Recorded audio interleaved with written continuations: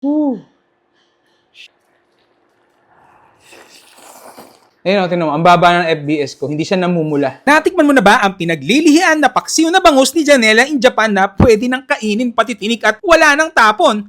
Halina't sabayan niyo akong lutuin ito. Hugasan mabuti ang mga bangus, lalo na ang gitnang bahagi nito para masarap kainin.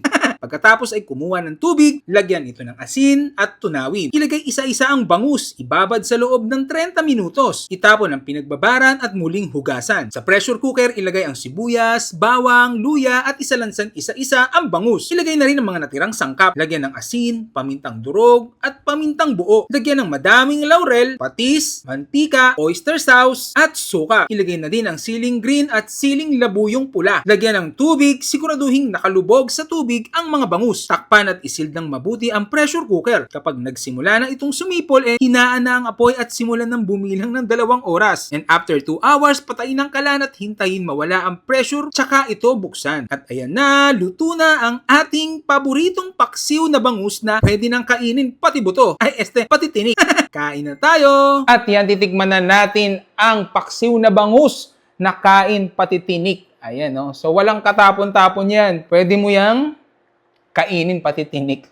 Wala kang itatapon kahit isa. So, sana nasundan nyo kung paano natin yan niluto. Yan, ni Daddy. Yan. So, syempre, samahan pa rin natin yan ng Grain Smart Rice Coffee, ang kapeng gawa sa bigas. Number 1 rice coffee sa Pilipinas. Ito yung kapeng pangpahaba ng buhay dahil siksik sa nga natural na mga bitamina. Yan. So, tulad ng barley, Garcinia Cambogia, marine collagen, grapeseed extract, mangosteen. Kung mahilig kang kumain pero ayaw mo ng okra, may okralin na kasama ito. Yan. Tapos moringa. May moringa rin to. Kaya pala nakakaganda rin pala to ng FBS yung moringa. Dahil bukod sa stevia yung pampatamis niya, may moringa. Kasi moringa, packed with antioxidant. Ayun, tingnan mo, ang baba ng FBS ko, hindi siya namumula. Wala nang pula, no? Di ba? At ayon sa sources ko, ang moringa mayroong 7 times vitamin C of oranges. Ganun karami siya. Kaya maganda yung moringa, madaming vitamin C. So, sa mga gustong makabili niyan, black apps, blue apps, at saka orange apps lang. Doon lang kayo bibili. O mag-message kayo sa page ko kasi naka-auto-reply na yung mismong link niya. So, bago tayo kumain, pray muna tayo. Masalamat po sa mga biyayang ito, maawa kang basbasan, magsilbing lakas ng aking katawan. Tatanggapin ko po ito sa pangalan po ni Jesus. Amen. Ayan. So, una natin tikme ito. Shish. Kagatin na natin. Nakita niyo may siya. Napuputol na pala. So, kakagatin natin ito lahat. Uy! Kagatin natin.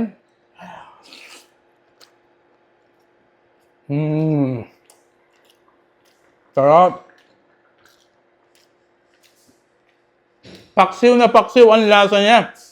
Napakasarap. Isa pa. Yung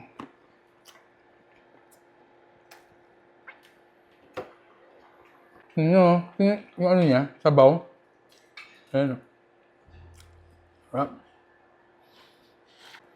Kunin natin yung ulo. Ayan, Sabi na, nalulusak na. Mantakin mo yung paborito nating, paksiw. Na. Pwede mo na rin kainin ng,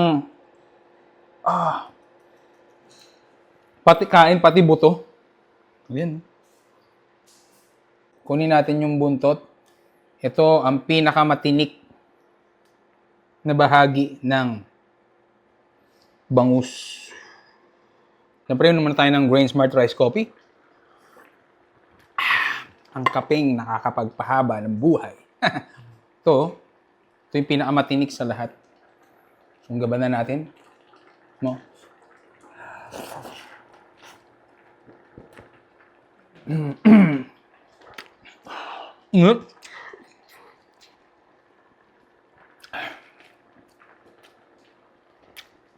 Sobrang lambot, grabe.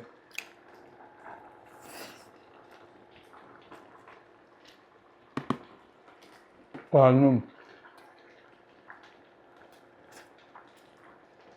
Sabaw.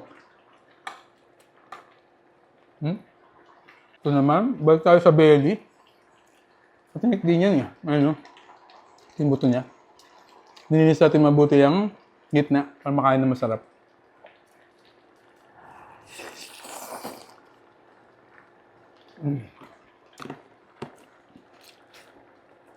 Sarap na kanin.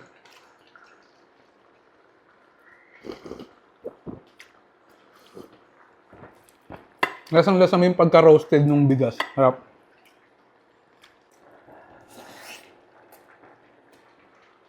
Ano?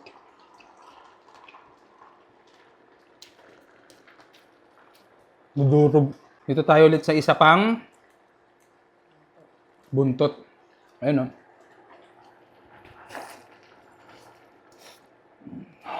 Mm.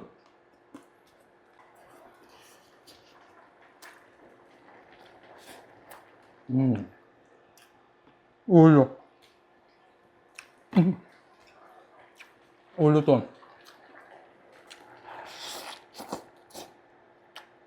Mm.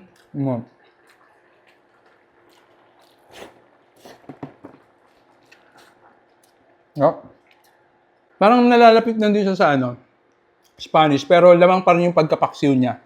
Kasi may suka. Sarap. Black apps, blue apps, at saka orange apps lang kayo bibili. Yan lang yung highly recommended ko. Kaya tingnan nyo. Sarap, oh. So, paano? Natatakam na raw yung nagka-camera sa akin. Paano? Paalam. Woo! Ayun, tingnan mo, ang baba ng FBS ko, hindi siya namumula. Natikman mo na ba ang pinaglilihian na paksiw na bangus ni Janela in Japan na pwede nang kainin pati tinik at wala nang tapon? Halina't sabayan nyo akong lutuin ito. Hugasan mabuti ang mga bangus, lalo na ang gitnang bahagi nito para masarap kainin.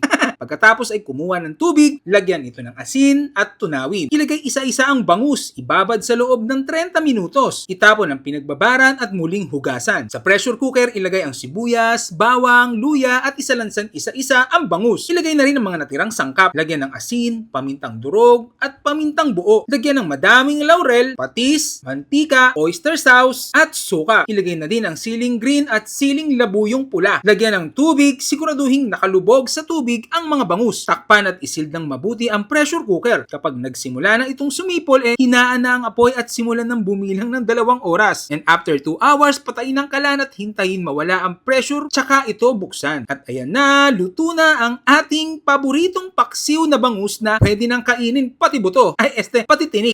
Kain na tayo! At yan, titikman na natin ang paksiw na bangus na kain pati tinik. Ayan, no? So, walang katapon-tapon yan. Pwede mo yang kainin pati tinik.